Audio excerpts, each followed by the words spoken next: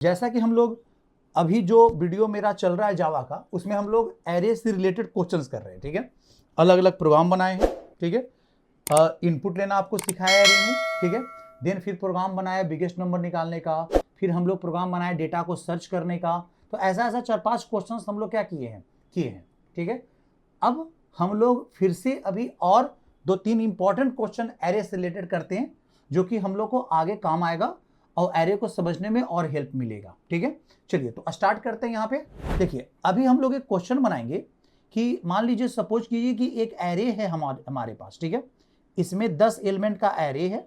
ठीक है, और 10 एलिमेंट का एरे में से, ठीक है, 10 एलिमेंट का ये एरे है। आप यहाँ पे देखो, एलिमेंट नंबर 0, 1, 2, 3, 4, 5, 6, 7, 8 और कितना 9।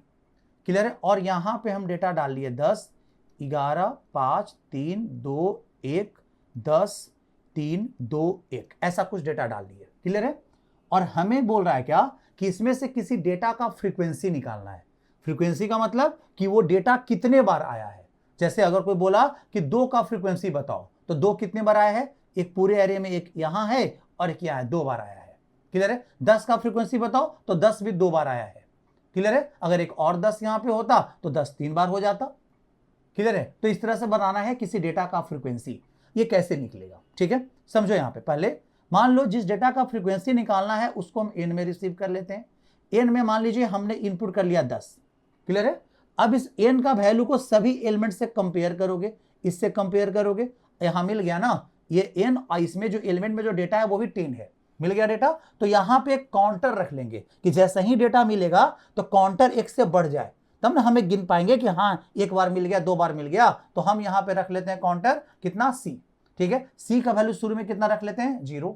सी का वैल्यू कितना रख लिया, 0। तो अब यहां पे रख लेते हैं, अगर मैच कर गया, अगर ये इक्वल टू हो गया, तो हम यहां क्या रखेंगे, सी इक्वल टू सी प्लस 1, मतलब सी का वैल्यू 0 से कितना हो गया, 1 हो गया। अब यहां से फिर से इसको मैच करवाते हैं। ठीक है, यहां पे मैच करें। अब आई जो 0 पर था वो 1 पे ले आएंगे यहां से हटाकर, अब 1 वाला से मैच करवाएं। 1 वाला पे मैच कर रहा है, नहीं मैच कर रहा, नॉट इक्वल टू है, तो नॉट इक्वल टू है तो सी इक्वल टू सी प्लस 1 नहीं होगा।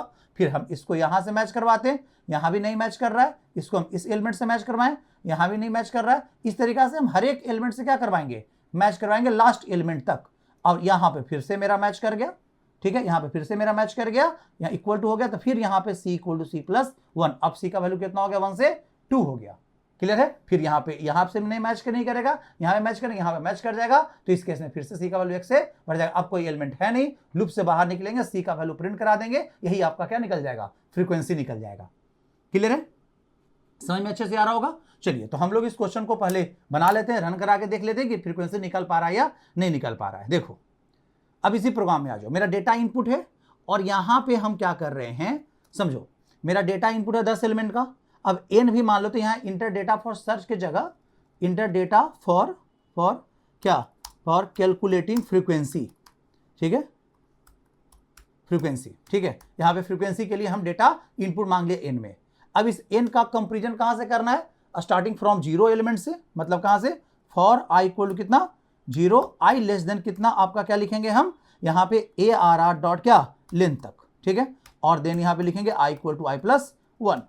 क्लियर है। और यहां पे लिखे ए, अब सुनो यहां पे मैच करा लेंगे, इफ अगर एन का वैल्यू किसी भी ARR के आई से क्या हो जाए, मैच कर जाए। एन का वैल्यू ARR आई से मैच करे, आई में 0 वाला से मैच करेगा, 1 वाला से मैच, किसी भी मैच कर जाएगा, तो सी इक्वल टू सी प्लस क्या कर लेंगे, 1 कर लेंगे। तो एक हमें सी भी डिक्लेयर यहां पे करना पड़ेगा, सी का वैल्यू शुरू में कितना रख लेंगे, 0। क्लियर है। तो सी इक्वल टू क्या कर लेंगे, सी प्लस 1। यहां पे ये काम होता रहेगा, जब जब सी इक्वल टू सी प्लस 1 हमेशा होते रहेगा। कब तक, जब तक कि आपका मैच करते जाएगा, तब तक। जहां ही मैच करेगा वहां पे इफ के अंदर नहीं जाएगा, सी इक्वल टू सी प्लस 1 नहीं होगा, लूप से बाहर आएगा, तो हम यहां पे क्या करवा लेंगे, प्रिंट करा लेंगे। यहां पे लिख देंगे फ्रीक्वेंसी,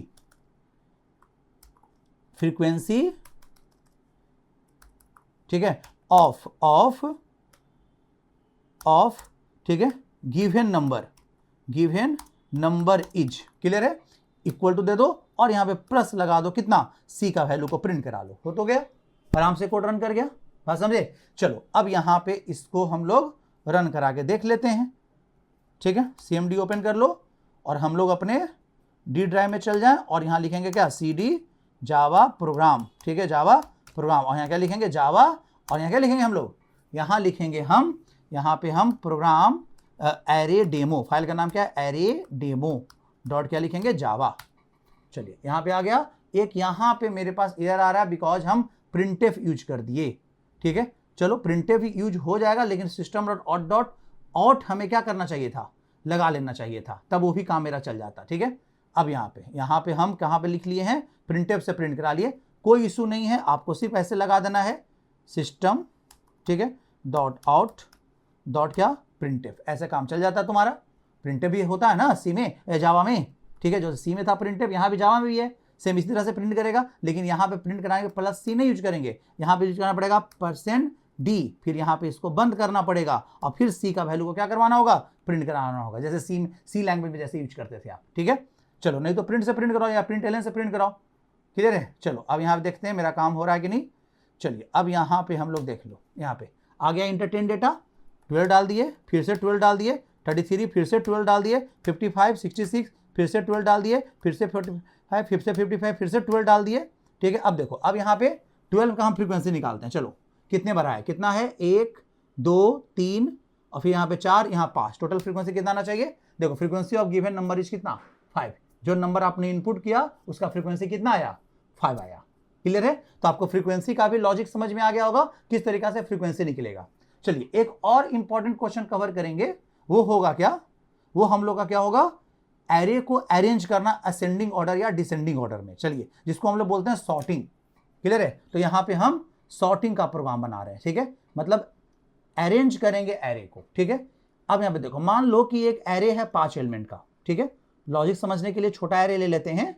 यहाँ पे देखिए, यहाँ पे लिखे 0 1 2 3 4, क्लियर है, और यहाँ पे लिख दिए 5, यहाँ पे लिख दिए हम 1, यहाँ पे लिख दिए 8, ठीक है, और यहाँ पे हम लिख दिए यहाँ पे 3, और यहाँ पे लिख दो, हम यहाँ पे लिख लेते हैं, मान लो यहाँ पे 2 लिख लेते हैं। चलो अब हमें कोई बोला कि इस एरे को आपको अरेंज करना है, किस ऑर्डर में, असेंडिंग ऑर्डर में, ठीक है। Arrangement of array, arrangement of any list into ascending और descending order is called sorting, clear है। डेटा स्ट्रक्चर जब पढ़ोगे तो उसमें सॉर्टिंग करने का 8 एल्गोरिदम है, बबल सॉर्ट है, सिलेक्शन सॉर्ट है, इंसर्शन सॉर्ट है, सेल सॉर्ट है, क्विक सॉर्ट है, बहुत सारा सॉर्टिंग एल्गोरिदम है, 8 सॉर्टिंग एल्गोरिदम है, ठीक है। हम यहाँ पे एक लॉजिक यूज करेंगे सॉर्ट करने का, एक एल्गोरिदम यूज कर रहे हैं।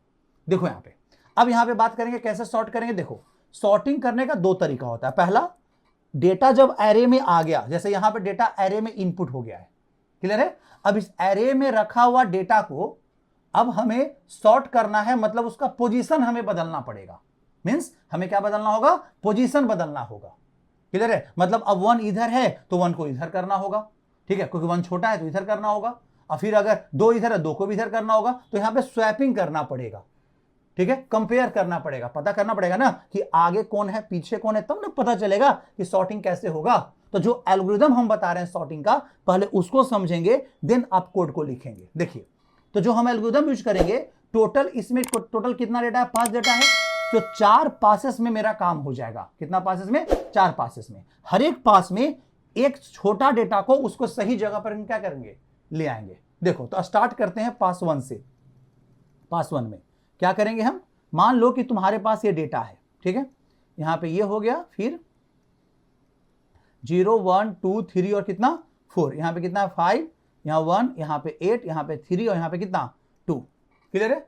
अब यहां पे देखिए, अब हम क्या करेंगे, इसी डेटा पे आप रहो, इसी डेटा पे इस एलिमेंट का कंपेयर आप इससे करो, ठीक है। कंपेयर किए, कंपेयर करने के बाद अगर आगे वाला एलिमेंट, इस साइड वाला आगे वाला एलिमेंट अगर क्या हो, मतलब छोटा हो, तो उसको बोलेंगे कि तुम इधर आ जाओ, ठीक है। तो यहां पे क्या है, छोटा है ना, तो यहां 5 हटकर यहां 1 आ जाएगा, इसके जगह पे कितना डाल देंगे, 5 डाल देंगे, क्लियर है। अभी हम इसी एलिमेंट पर रहते हैं और हम इसको कंपेयर करते हैं इससे, ठीक है। अब यहां पे देखो, अब पीछे वाला एलिमेंट छोटा है, आगे वाला एलिमेंट ही बड़ा है, तो यहां पे कोई स्वैपिंग करने की जरूरत नहीं है, बोलेंगे तुम वहीं रहो, ठीक है। यहां भी हम यह बात यहां पे करेंगे, यहां पे भी लग रहा है कि आगे वाला एलिमेंट बड़ा है, पीछे वाला एलिमेंट छोटा है, तो आपको कोई स्वैपिंग करने की जरूरत नहीं है। फिर यहां भी यहां करेंगे, यहां भी सेम हमें नजर आ रहा है, यहां भी स्वैपिंग नहीं हुआ, लेकिन कंपेयर सभी एलिमेंट से हुआ, और जब लास्ट एलिमेंट से कंपेयर कर लिए तो आप पूरे एरे के लिस्ट में देख सकते हो क्या हो, कि सबसे स्मॉलेस्ट डेटा अपने सही जगह पे क्या हो चुका है,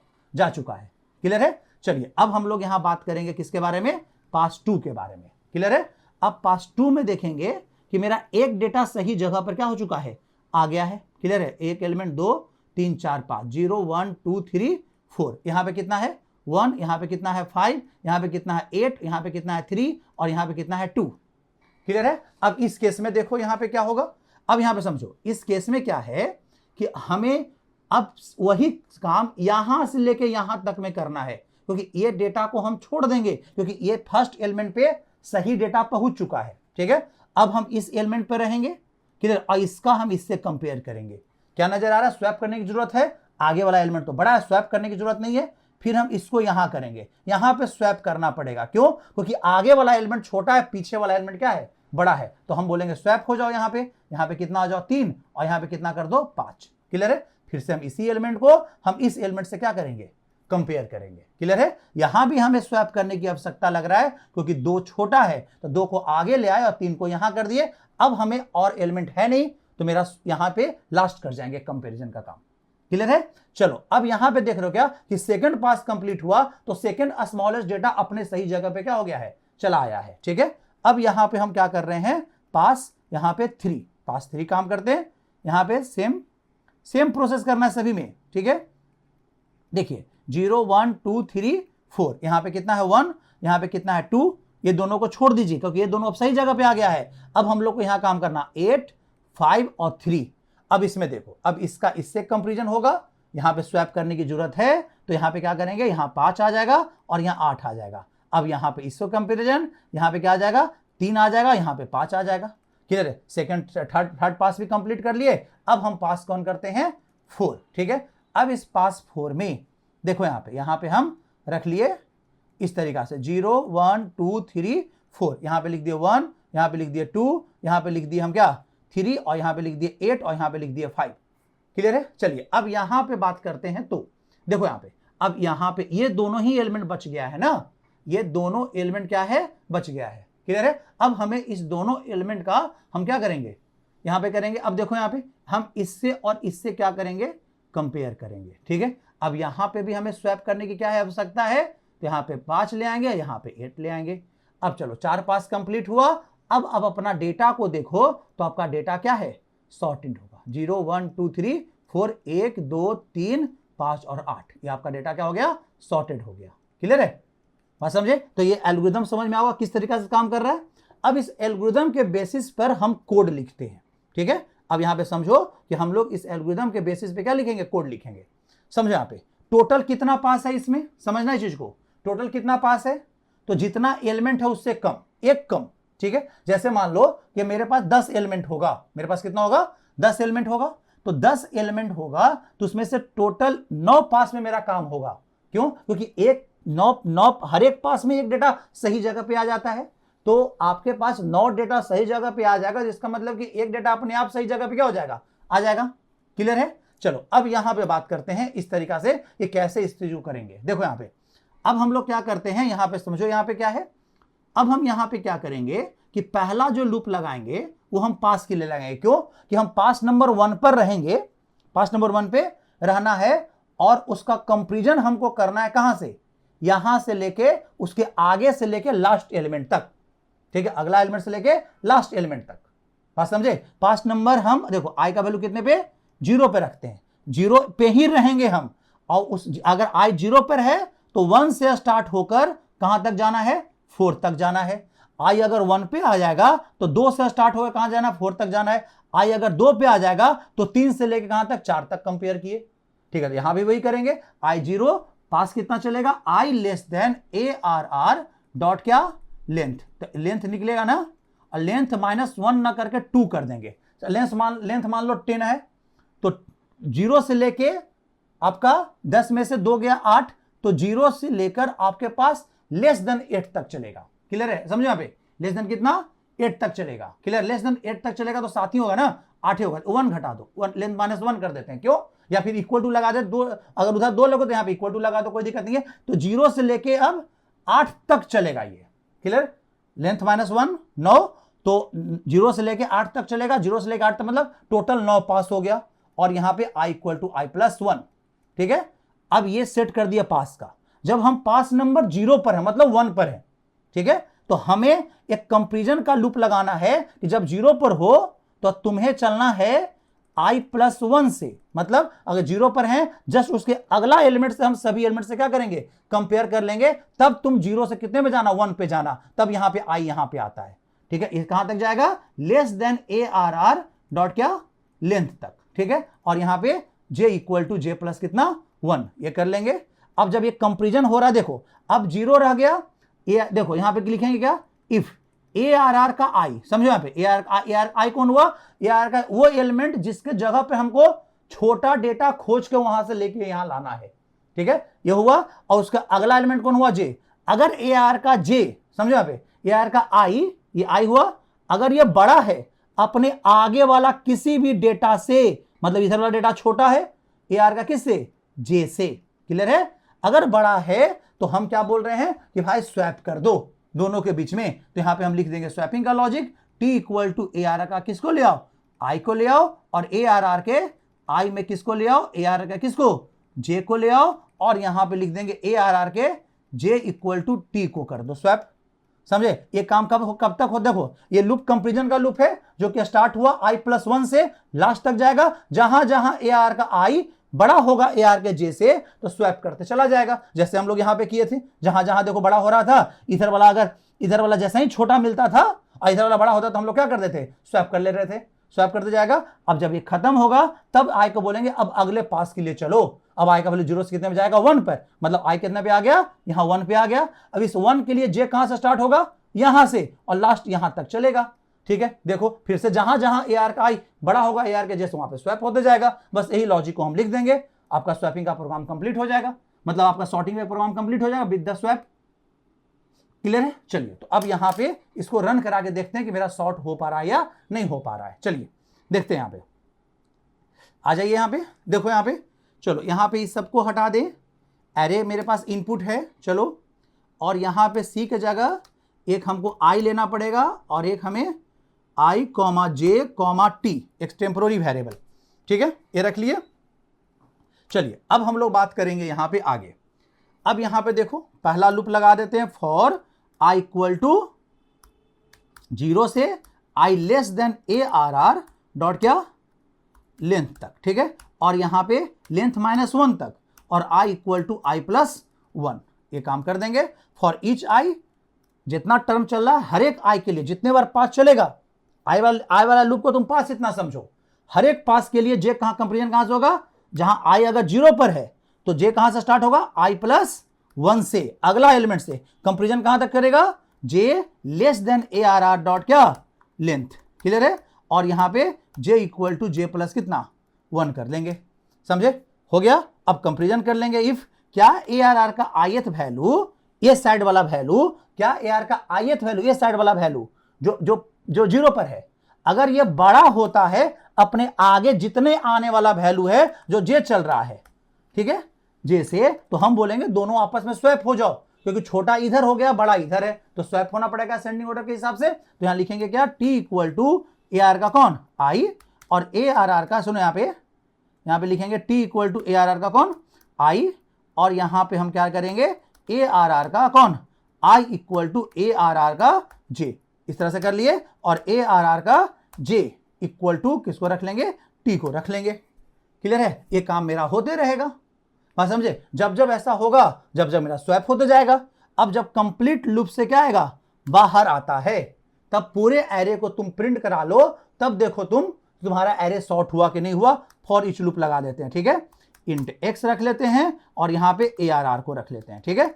अब यहां पे प्रिंट करा लेते हैं, सिस्टम डॉट आउट डॉट क्या, प्रिंट ln, ठीक है, यहां पे क्या रख ले, प्रिंट, या प्रिंट ही रख लो, यहां पे x को प्रिंट करा लो और देन यहां पे चलो, यहां पे, क्लियर है। तो ये हो गया सॉर्टिंग का लॉजिक, बेसिक सॉर्टिंग का लॉजिक, क्लियर है, बात समझे। जब डेटा स्ट्रक्चर पढ़ेंगे ना जावा के थ्रू, जब डेटा स्ट्रक्चर हम स्टार्ट करेंगे यूट्यूब पे, तो हम आपको बताएंगे कि डेटा स्ट्रक्चर में सॉर्ट करने का 8 एल्गोरिथम है, सभी का अलग अलग तरीका है डेटा को क्या करने का, अरेंज करने का, वो भी हम लोग देखेंगे।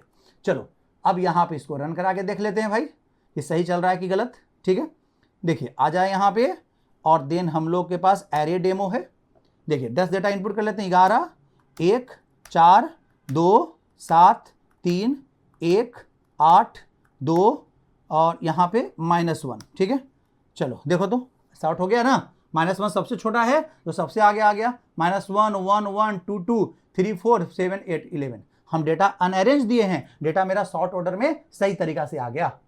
क्लियर है? तो आई होप कि आपको अच्छे से समझ में आ गया होगा ये दोनों प्रोग्राम यहाँ पे, ठीक है, किस तरीका से मेरा एरे का डेटा को क्या कर रहे हैं, सॉर्ट कर रहे हैं। क्लियर है? चलिए, तो अभी इस वीडियो में इतना ही रखते हैं। नेक्स्ट वीडियो में हम लोग पढ़ेंगे 2D एरे को। हम आप लोग को हमेशा बोल रहे हैं प्रोग्राम जितना हम वीडियो में बना रहे हैं, मतलब अगर हम बहुत सारा प्रोग्राम बनाएंगे तो वीडियो बहुत बड़ा लंबा हो जाएगा। तो बस आपको मेन क्वेश्चन जो है, जो इजी है, थोड़ा सा समझ में आ जाए। लेकिन बहुत सारा क्वेश्चन हम लोग करवाते हैं, लेकिन पॉसिबल नहीं है कि सारा चीज को यूट्यूब पे क्या कर दिया जाए, सारा क्वेश्चन करवा देंगे, पॉसिबल नहीं है। क्लियर है? क्योंकि वीडियो बहुत बड़ा हो जाएगा ना, प्लेलिस्ट बहुत बड़ा हो जाएगा। ठीक है, चलिए तब पर भी हम लगभग कोशिश ये करते हैं कि आपको सारा चीज क्या करवा दें। ठीक है, चलो नेक्स्ट वीडियो में हम लोग 2D एरे को कवर करेंगे। ठीक है, चलिए फिर मिलते हैं नेक्स्ट वीडियो में।